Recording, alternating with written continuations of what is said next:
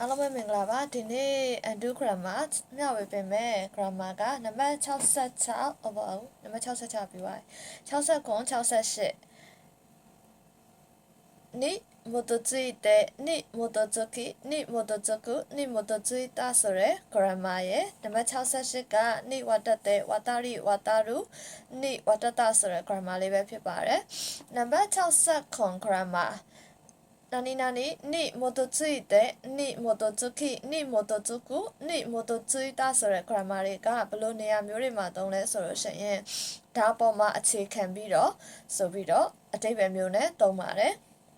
example လေးနားထောင်ကြည့်အောင်နော်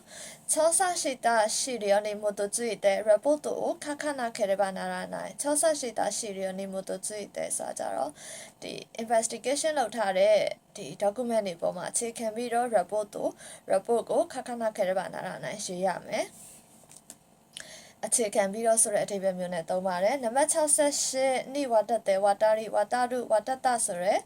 grammar ကဘယ်လိုနေရာမျိုးမှာသုံးလဲဆိုလို့ရှိရင်နေရာနဲ့အချိန်ဒီနေရာဒီအချိန်ကနေပြီးတော့မူတည်ပြီးတော့တောက်လျှောက်ဆိုတဲ့အဓိပ္ပာယ်မျိုးနဲ့တောက်လျှောက်နေရာအချိန်တောက်လျှောက်ဆိုတဲ့အဓိပ္ပာယ်မျိုးနဲ့သုံးပါတယ် example လေးနားထောင်ကြည့်အောင်နော်西日本産域に渡り台風の被害を受けた西日本産域に渡りさじゃ西日本နောက်ဂျပန်ဒေတာ産域ဆိုကြတော့ဒေတာအကုန်လုံးပေါ့နော်အနောက်ဂျပန်ဒေတာနိဝတာရီဆိုကြအနောက်ဂျပန်ဒေတာနေရာအနှံ့နိဝတာရီဆိုကြတော့ဒီနေရာရဲ့တောက်လျှောက်ဆိုတော့နေရာအနှံ့ဆိုတဲ့အဓိပ္ပာယ်မျိုးနဲ့သုံးလို့ဖြစ်သွားတာပေါ့နော်西日本産域に渡りအနောက်ဂျပန်ဒေတာတောက်လျှောက်မှာဆိုလို့ရှိရင်တိုင်ဖွန်の被害を受けたတိုင်ဖွန်ဆိုကြမှုန်တိုင်းရဲ့အပျက်အစီးတွေကို受けたဆိုကြမှုန်တိုင်းကြောင့်ပျက်စီးတာတွေများပါတယ်နောက်ထပ်ဥပမာアニは5時間にわたる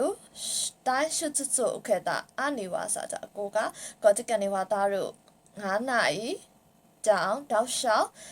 တိုင်းရှုစုစုခဲ့တာဆိုကြတော့ခွဲစိတ်မှုအကြီးကိုခံယူခဲ့ပါတယ်။ဟုတ်ကဲ့ဒီနေ့မျှဝေပေးတဲ့နံပါတ်69 68 grammar လေးတွေကနိမိုတိုကျွိတဲ့နိမိုတိုကျွကိနိမိုတိုကျွကုနိမိုတိုကျွိတာဒါပေါ်အခြေခံပြီးတော့ဆိုတဲ့ grammar ရဲ့68က何々に渡って渡りに渡るに渡ったဆိုတဲ့ grammar လေးတွေကဒီနေရာဒီအချိန်တောက်လျှောက်ဆိုတဲ့